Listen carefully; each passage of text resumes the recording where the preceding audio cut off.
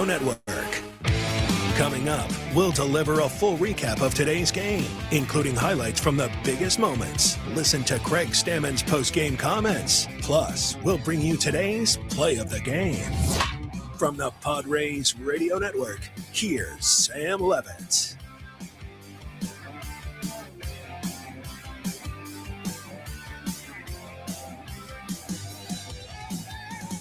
Welcome into our Jamul Casino Resort Padres post-game show here on the Padres Radio Network. Final score here today, Phillies 3 and the Padres 2, as the Padres have dropped the first two games of this three-game series in Philadelphia. A lot to do on our post-game coverage. We will recap this game from start to finish.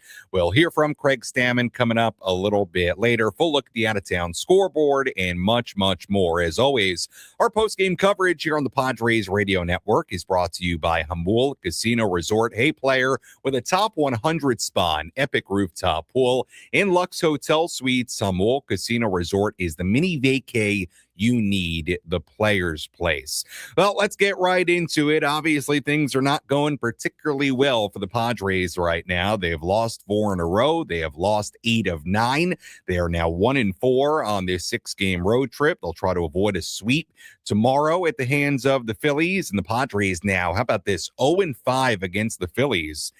But combined, these two teams have scored 23 runs in those 5 games, and the Phillies have found a way to win each and every matchup. Here have been the final scores so far between these two teams: 3-0, 4-3, 3-0, 3-2, and 3-2. So these have been very low-scoring, tight games. We've talked about the Phillies, their offensive struggles, just like the Padres, but look, they're finding ways to win these matchups, and the Padres fall for a 5th consecutive time here in 2026 to the Phillies. And again, the Padres will look to avoid going 0-6 against the Phillies in the regular season in tomorrow's series and road trip finale.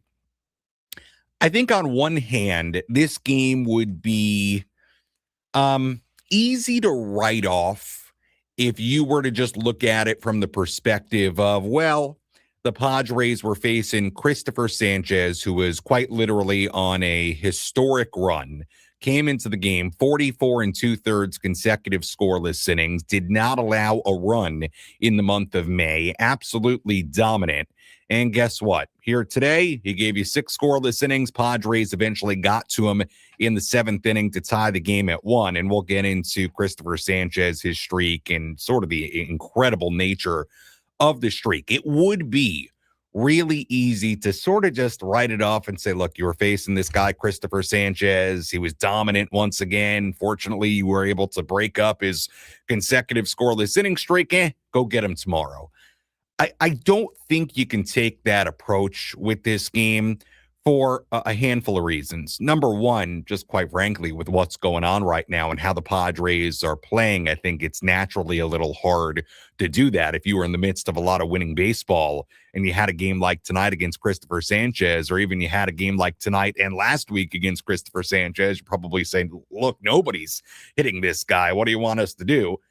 But I think it's a little hard to do that with everything that's going on right now. But really within the context of what happened tonight, I think it also makes it difficult to sort of write this off as another Christopher Sanchez game.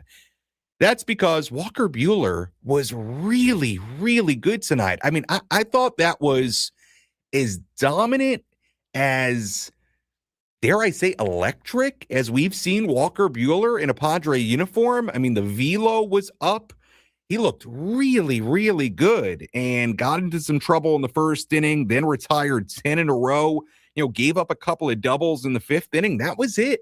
That was all damage against Walker Buehler today. 6 innings, 1 run given up, quality start, 86 pitches, and it follows suit in what has been a really nice run for Walker Buehler. I do feel like it's been a bit of an underrated story for the Padres because of some of the other things that have gone on. That Walker, if you look back at his last 4 or 5 starts now, he's been really solid, and I felt like this was the best we've seen Walker Buehler in a Padres uniform so far. Really, really, really good tonight. So that was one sort of, part of this where you're like, hey, Sanchez is pitching great, but so is Walker Buehler, who's keeping you right in the game. It's a different story if Buehler goes out there, gives up a few early runs, and now you're trailing 3-0, 4-0 with a guy like Sanchez on the mound. But that wasn't the case today. Padres, at most with Sanchez on the mound, trailed 1-0 in this game. So, again, Walker Buehler pitched plenty well enough to give the Padres a chance to win in this game. That's kind of the first part of why I think this is still frustrating tonight. The second part is that after, and we'll talk about, well, let me actually start with the bullpen part of it. The second part why it's frustrating, and look, Jason Adam has been terrific this season. He has been a terrific San Diego Padre. He has pitched a lot lately. I don't know if that played into it, but Jason Adam is a guy that in that spot in the seventh inning in a 1-1 game, you are very, very confident with him against anybody and him getting through that inning with the game still tied. And the first batter he faces, Real Muto, hits a home run against him, left the pitch up. And then with 2 outs, Schwarber hits a home run against him. Keep in mind, Jason Adam had given up 1 home run all year heading into that outing, and he gave up 2 in 1 inning. So, look, that was a disappointing part of it. You're just so unaccustomed to seeing Jason Adams struggle in any capacity, and he gave up a couple of really big home runs in that 7th inning. So that was a frustrating part of this game because Jason Adam usually is a guy you can absolutely count on. But even beyond that, because what am I going to get on Jason Adam? This guy's been unbelievable, and he had a bad outing today. It happens. But look, in the 8th inning, Padres are down 3-1, and they get a couple of 2-out singles, and then they're sort of getting gifts from Brad Keller. 2-out walk. He gets 2 strikes on Bogarts. He hits them to bring in a run, make it 3-2. You've got the bases loaded, still 2 men away, and then Ty France. And Keller at that point had been all over the place. Swings at the first pitch, hits into a fielder's choice, and the inning is over. So I bring that up to make the point of the Padres had their shot there. Even in a game where Christopher Sanchez was so good, you had Walker Buehler keeping you right in the game, and you had an opportunity with a struggling reliever all over the place where, hey, when you get those kinds of big moments in a close, tight game like we've seen against the Phillies throughout the last week, you got to find a way to come through with that big hit. And it just feels like in these matchups against Philadelphia, the Padres have been unable to have that one hit, have that, one moment they need to win the game. And unfortunately went like that here tonight. Padres lose 3-2. So again, I think my point about this game overall is, yes, were you facing Christopher Sanchez, who, had a historic run in tonight, and he is a tough guy to face for anybody, any team, absolutely goes without saying. But for a lot of reasons, this game still felt very winnable from a Padres standpoint, and unfortunately, they were unable to pull it off. All right, when we come back, we'll get into the radio highlights, recap this game from start to finish. We'll also hear from Craig Stammen coming up a little bit later as well. Phillies win it 3-2 to take the middle game of this series. Padres now will look to avoid a sweep in Philadelphia tomorrow. Our postgame coverage continues after this.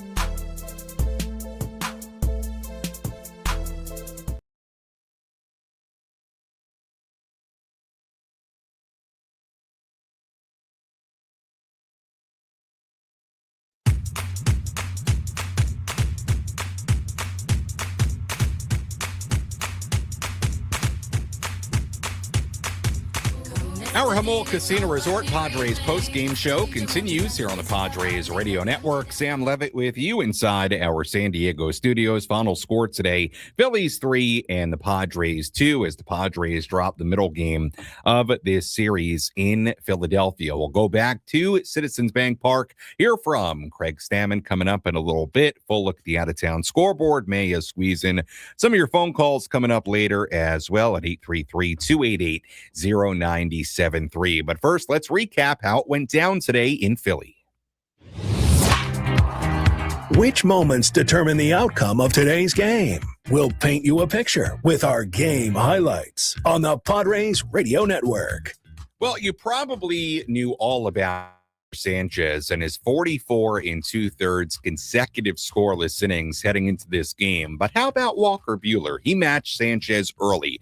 Phillies did put runners on first and third with 2 men away in the bottom half of the first inning, but Buehler did a good job getting out of it. Phillies did not score. Sanchez allowed just a walk and a couple of singles through 5 scoreless innings to begin his night. After allowing those 2 runners in the first inning, Buehler really settled down. He would retire 10 in a row. So that brought us to the bottom half of the 5th. It was still a 0-0 game. Bryson Stott hit a leadoff double with 1 out, and Stott still at second base.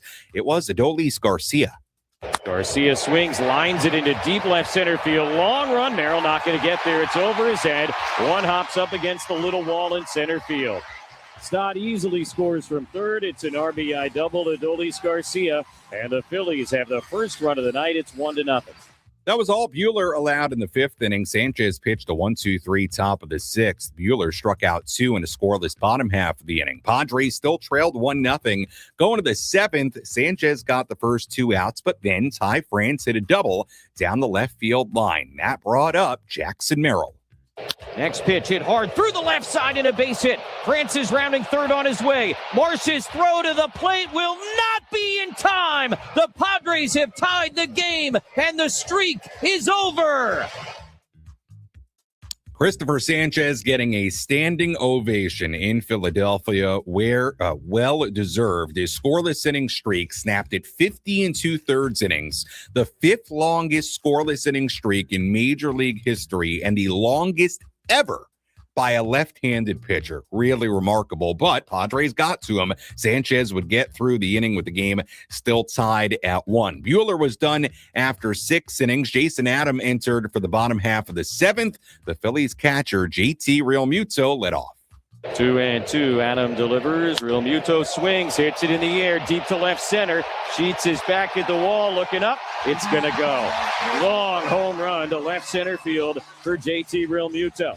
Got on top of a fastball that was probably up and out of the zone and drilled it 422 feet over the big wall in left center field. His 3rd home run of the season, and the Phillies go right back ahead. It's 2-1. Adam would bounce back. He struck out the next 2, but then it was Kyle Schwarber.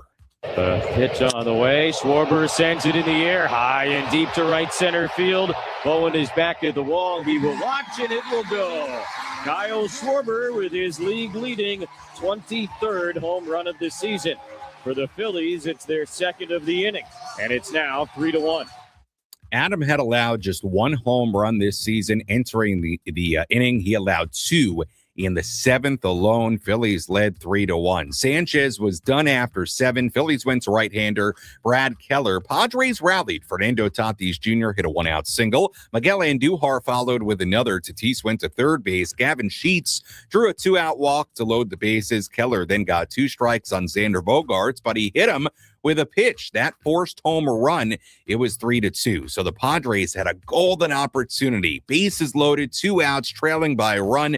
Ty France then dug in. He swung at the first pitch and hit into a fielder's choice. The inning was over. Padres still down 3-2, and the Padres left them loaded in the 8th inning. Let me correct one thing I said a little bit earlier. Wandy Peralta did come in the bottom of the 7th inning, got the final out of the 7th inning. Peralta then stayed on for the 8th inning, pitched the scoreless frame. So we went to the top of the 9th inning, Padres trailing 3-2. The very, very good Phillies closer, Joan Duran, came on for the Phils, looking for his 4th save in 5 games against the Padres so far this season.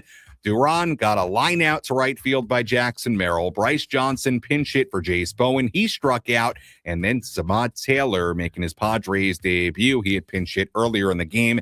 He struck out, and that was the ball game. Another 1-2-3 inning for Joan Duran. He picks up another save against the Padres. Now 14 for him on the season in total, and the Padres fall 3-2. They lose a fourth in a row and for an eighth time in their last 9 games. Padres down to now 4 games above 500 at 32-28. Phillies are 32-29 on the season. Winning pitcher today, Christopher Sanchez, 7 innings, 1 run given up. Again, that scoreless inning streak was snapped at 50 2/3 innings, the 5th longest in Major League history. It is mighty impressive. Jason Adam takes the loss, giving up the 2 home runs in the 7th inning. He drops to 2-1. Padres had 2 runs on 6 hits. The Phillies had 3 runs on 8 hits. And again, the Padres are now 0-5. Against Philadelphia so far this season. When we return, we'll hear from Padres manager Craig Stammen. That comes your way after this.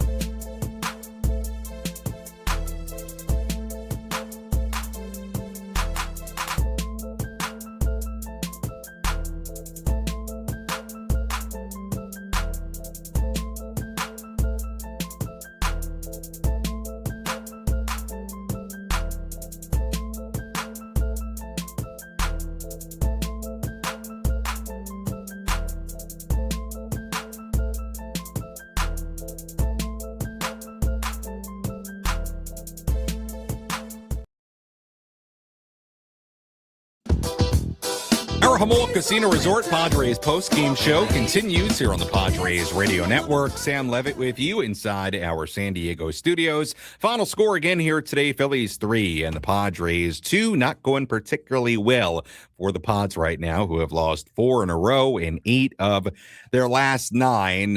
Look, I think I've said about all I can say from a more negative standpoint. The first couple of segments here pointing out kind of what's going on with the Padres right now. Again, like I said in the opening segment, there was good to pull away from this game, and I think the biggest piece of the good is Walker Buehler, who was really, really good in this game tonight. I thought just from a stuff standpoint, I thought he looked probably the best he has all year. And he's looked better and better as the month of May and now into June as it's rolled along. 6 innings, 1 run given up. 6 strikeouts, 2 walks. And as I said, I think that's part of the frustrating part about this game here tonight in particular. Yeah, you were facing Christopher Sanchez, a great pitcher right now, who came into tonight in the midst of a historic run and quite frankly almost continued the historic run. He began the game with 6 scoreless innings, but you had a chance to win it, and you had a chance to win it, in large part due to Walker Buehler being really, really good here tonight with 6 strong innings. First Padres quality start in quite some time. So tip of the cap to Walker Buehler. Really nice job by him, but the Padres do fall short 3-2. The 2 home runs against Jason Adam, one by JT Realmuto and one by Kyle Schwarber, the difference makers in today's game. Again, Jason Adam came in so good, came in with a sub-1 ERA on the season. ERA is still sub-2 after tonight. Balloons, though, all the way up to 1.71. He'd only given up 1 home run on the year. Entering that outing, gives up 2 in the 7th inning tonight alone. With all that in mind, let's go back to Citizens Bank Park in Philadelphia. Hear from Craig Stammen. Let's pull up a seat. Hear from Padres skipper Craig Stammen. Served up by Sinley Food. If you've had better chicken, you must be a rooster. I feel like we're playing a very similar game, right? Can't get your bullpen a lead, and it's just so close. Yeah, are we in the movie Groundhog's Day right now? 2 games that mirrored each other last 2 days here in Philly. We're playing a similar team to us. They're kind of going through the similar struggles offensively. They're just getting a few more home runs when they're playing against us. So we got to figure out a way to match them and bring our A game tomorrow. What did you think of the at-bats there in the 7th? I mean, yeah, time went down.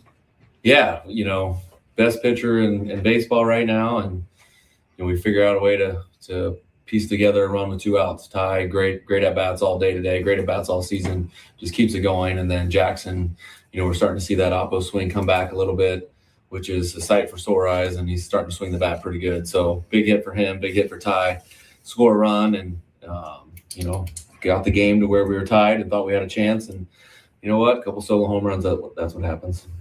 I think you've faced some tough pitchers, and this is obviously one of the toughest, maybe the toughest. But at what point is that not enough? Like, you guys got to come through against these kinds of pitchers. Yeah, it's a major leagues. You're always going to face a good pitcher. They're up in this level for a reason, and we've got major league hitters, so we've got to find a way to score some runs and give our pitchers a lead that they can work with. How tough is it? Kind of, you're not getting a ton of production from the bottom of the order. You have to kind of double switch there with the catchers. Like, how tough is it when you're not getting that production and you need to kind of do some of the things that you've done in those spots? Yeah, I think we trust all of our guys. And, we're just trying to find the right rhythm of how to win those close games late and how to come back when we're down a little bit and figure out a way to score some runs. What do you think of Walker? Yeah, I thought he pitched great. I mean, he matched Sanchez almost pitch for pitch, gave that 1 run and got through 6, really pitched really well, got through the 3rd time a little bit, which was nice to see for one of our pitchers. We let him go a little bit, which is nice. I know Walker's pushing for that a little bit, which is good, and he backed it up. In particular, him. 3rd time has been a little rough. You have, kind of managed it differently before, but to see him do that when he really wants to. Yeah, I think so too. And I think, credit to him. He's been working behind the scenes really hard, from what we saw in spring training until now. And he's been trending in a very nice direction for us as a pitcher and someone we can, rely on and trust a little bit more. And I think, he's earned that trust. He's earned the right to go out there in a game like that where he's cruising, where he's showing some velocity, and then able to get through 6 for us. That was Padres manager Craig Stammen following this 3-2 loss to the Phillies in Philadelphia tonight. Sam Levitt back with you inside our San Diego studios. Our postgame coverage is always brought to you by Jamul Casino Resort, the Players Place. That was actually a thought by AJ Cassavell there of MLB.com. A good question and a good point to bring up that we haven't covered so far, which is, it kind of shows you some of the issues, and we're talking bottom third of the lineup right now for the Padres and it was a good question and an interesting point because here's what happened in the 8th inning. 8th inning, Padres are down 3-1. They pinch hit for Rodolfo Duran in the number 9 spot with Samad Taylor. Now, I don't mind that at all for a couple of reasons. Number one, you just call Taylor up. hey, you want to see if you can catch lightning in a bottle? Go ahead and do it. And he's got great speed. And you know what? He almost beat out a pretty routine ground ball to first base. So I have no issue with that whatsoever. And look, Duran has, hit a home run and shown a little bit of pop. But aside from that, it's not like Rodolfo Duran is showing you a ton offensively. So totally understand it. Having Taylor lead off the inning, right? We heard pregame, he's somebody who can create a little bit of havoc. All right, you're down by 2 runs. You finally got Sanchez in the game. Let him try to create some havoc. And he almost did by beating that ball out. But when Taylor comes in the game, it does create sort of an interesting scenario because Samant Taylor is not going to catch. So then you've got to go get Freddie Fermin and insert him into the game, but they wanted to keep Taylor in, so they had to double switch. So Taylor goes to left. They then had to line up.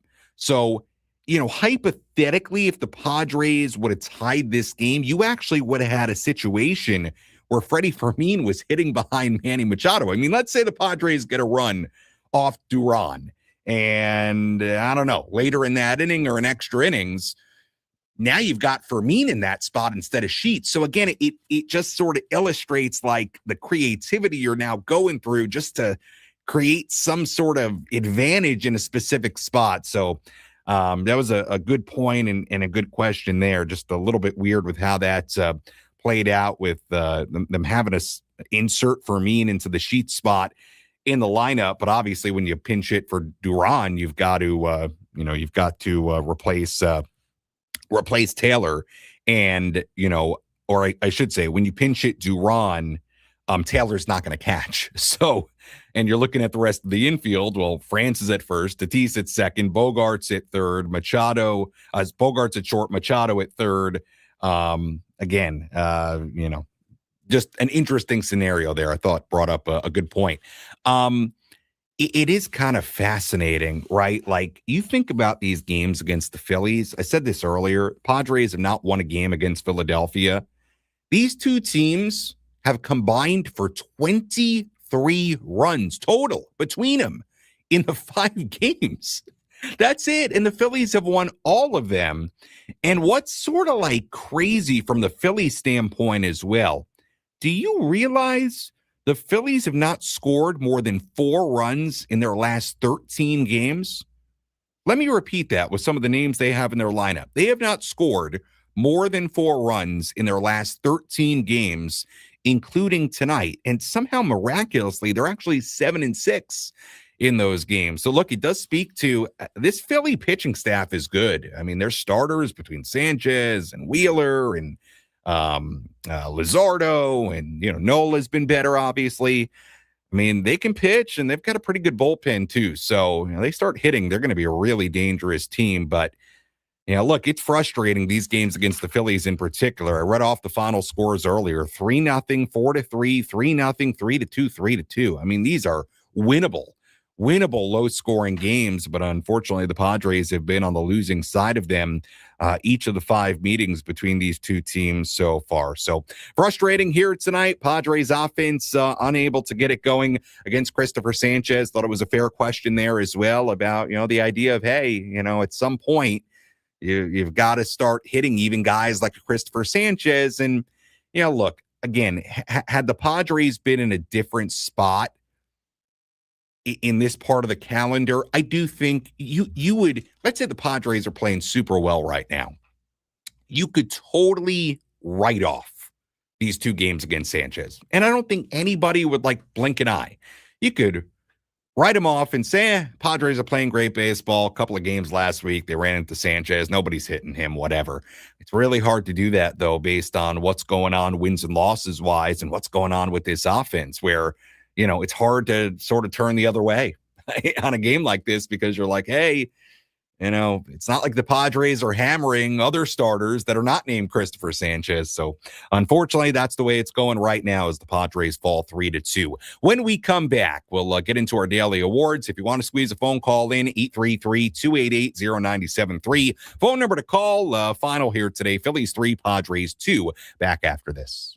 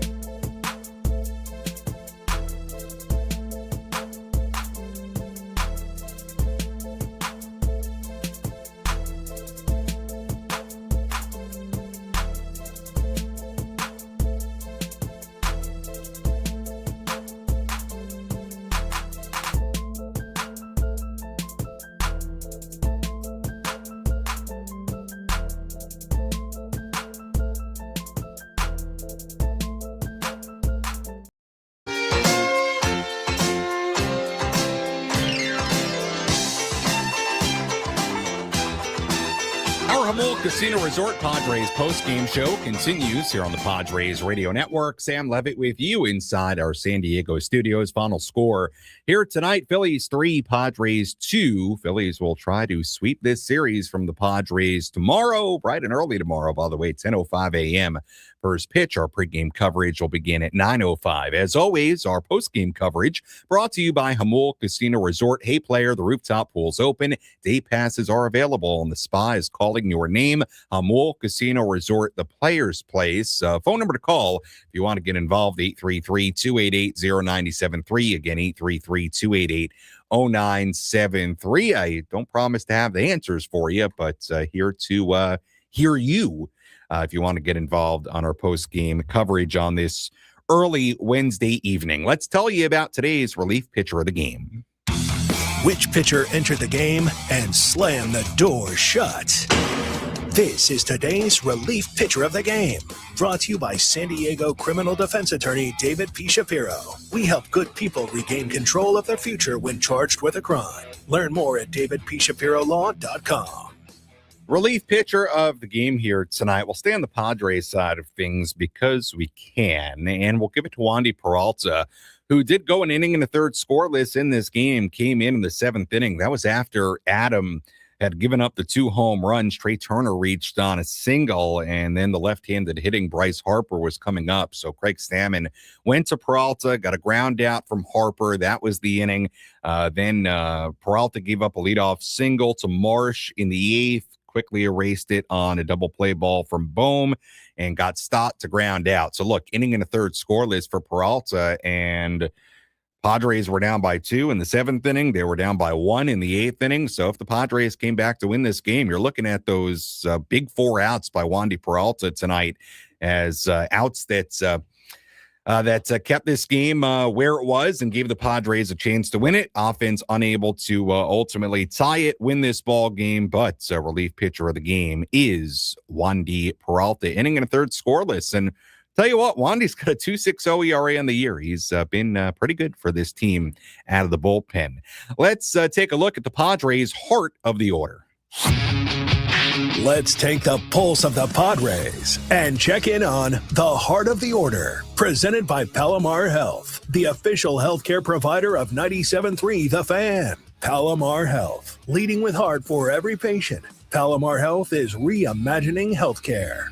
Part of the order here tonight, the 3, 4, 5 spots in the Padres lineup: Machado, Sheets, and Bogarts. Manny 1 for 4 in this game with a couple of strikeouts. Gavin Sheets 0 for 3. Xander Bogaerts 0 for 3. He did get hit by a pitch in the 8th inning to bring in a run, so he does get an RBI in this game, but relatively quiet night for the heart of the order, 3, 4, 5 spots. Just a combined 1 for 10 with the 1 RBI between Machado, Sheets, and Bogarts. All right, 288-0973 if you want to get involved. Let's go to New Jersey. It's Mitch calling in. Hi, Mitch. You're on the Padres Radio Network. You lead us off. Go ahead. Hey, Sam. Thanks Hey. for the call. Nice to see that Walker Buehler has turned his career around. What do you think? And any plays from the minor leagues can bring out, because this hitting's pathetic. Yeah, Mitch, appreciate the phone call. Look, Buehler's been really good, and I do want to even go outside his outing tonight, because if you actually look at his last 5 starts, let me just bring it up here quickly, his last 5, and I'll give you a better idea of just sort of how solid he's been. This is going back to May 10th. Let me pull up the numbers here. May 10th, and I should have done this before we went on. I apologize. All right, here we go. Going back to May 10th. 3.29 ERA, 27 innings and a third. I mean, 102 whip, 204 batting average against. He has been really, really solid. And again, I thought from a pure stuff perspective was about as good as he's looked as a Padre here today. I mean, he's been really solid. And I think, unfortunately, because of what's been going on with the offense and with the team in general as of late, I do think it's something that's got a little overlooked. Maybe that's the right word, overlooked. He has been really, really solid. Mitch, you know, as far as guys coming up from the minor leagues, I mean, look, to their credit, they're trying a little bit. They are. Jace Bowen comes up and, gets some at-bats. Ahmad Taylor comes up, gets some at-bats. We'll see. I don't know that there are any saviors there in the minor leagues. Look, certainly from an offensive standpoint, other than Ethan Salas, there are no prospects that I would say are knocking on the door. And look, knocking on the door, is Ethan Salas doing that at, just turned 20? I don't know. I mean, could he get called up at some point this season? We'll see. But look at from a hitting standpoint, guys that you view as like, okay, they are slam dunk, major league ready to contribute, big time prospects. There's really not that there in the Padres system right now. So look, I totally understand and agree with the idea of getting guys like Bowen and Taylor up here and see if they can provide a little spark, at least make your roster a little bit more versatile and they can add some speed. I understand it. Is it going to make a huge difference? I don't know. And I do think, and we heard Craig Stammen talk about this earlier today in his pregame press conference, look, at the end of the day, Padres aren't changing the core of their offense. They're going to need the big guys to do bigger things if this team ultimately wants to go where they believe they can go. All right, let's step aside. We will get to a couple more phone calls when we come back. Full look at the out-of-town scoreboard, wrap things up, get you ready for tomorrow on the Padres Radio Network. Keep it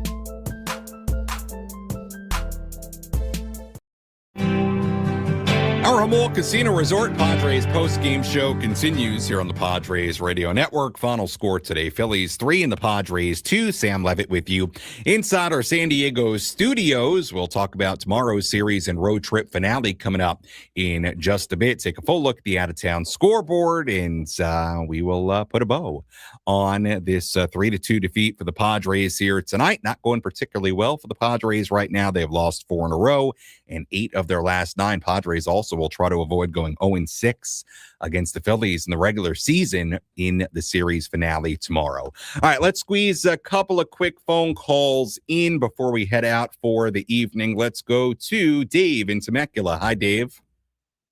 Hey, Sam. How you doing? Doing well.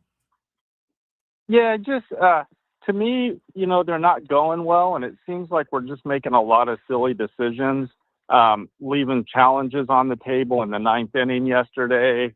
I was listening on the radio, so I don't know how close they were, but it sounded like it was questionable. And just to not even try there, it just seems questionable. And then France swinging at the first pitch tonight after hit batter, guys kind of all over the place, and just seems like there's not a lot of discipline right now. Well, Dave, appreciate the phone call. Look, I'm trying to jog my memory as far as last night, the challenges, but I'll address the early challenges today.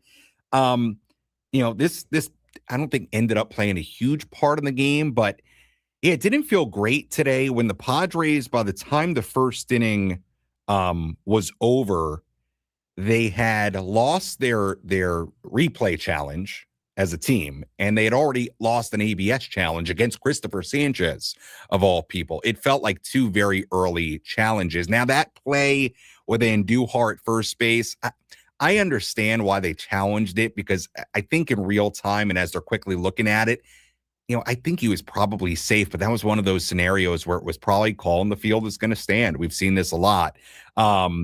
As far as Ty France swinging at the first pitch, look, I never pretend to be hitting guru. There are people that'll tell you, look, if you like that first pitch, go ahead and get it when a guy's all over the place because he's trying to get something over. But there's totally a line of thinking where you can say Keller was all over the place and it just hit Bogarts, and, Bogarts gets to first base and France, hits a ground ball in the first pitch and kind of takes Keller off the hook. I guess the point is, if you're going to swing first pitch there, you got to do a little bit something more than a ground ball, to end the inning. So, look, it's not going great right now, Dave. No way around that. So we'll see if they can get it going tomorrow. Let's go to Trevor in El Cajon calling in. Trevor, you'll be our final phone call, have our final word on the phones tonight. Go ahead.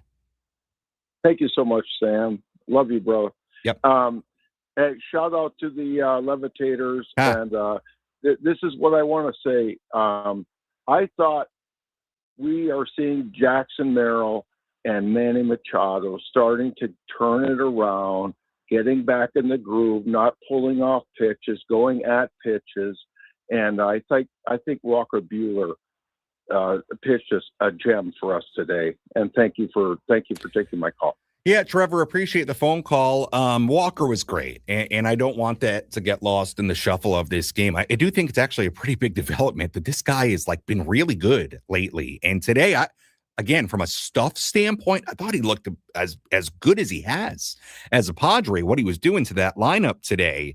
As far as Manny and Merrill, look, Manny had a single tonight. He also did strike out twice and struck out in a pretty big spot in the eighth inning. It's been a rough go for Manny. There's no way around it. Now, look, the good news is that he has had some power and he has 10 home runs. The batting average is not just you out there, but where he would want it to be. I think he would be the first person to say that. I mean, keep in mind, this is Manny Machado. I mean, this is a guy in a Hall of Fame trajectory and is accustomed to having offensive statistics that are of a certain standard. You don't think he's looking up at the scoreboard in early June and seeing a batting average well below 200 and saying, what is going on? Look, I hope he gets it going. He has provided some power, but obviously it has not been the first third plus of the season that Manny would envision.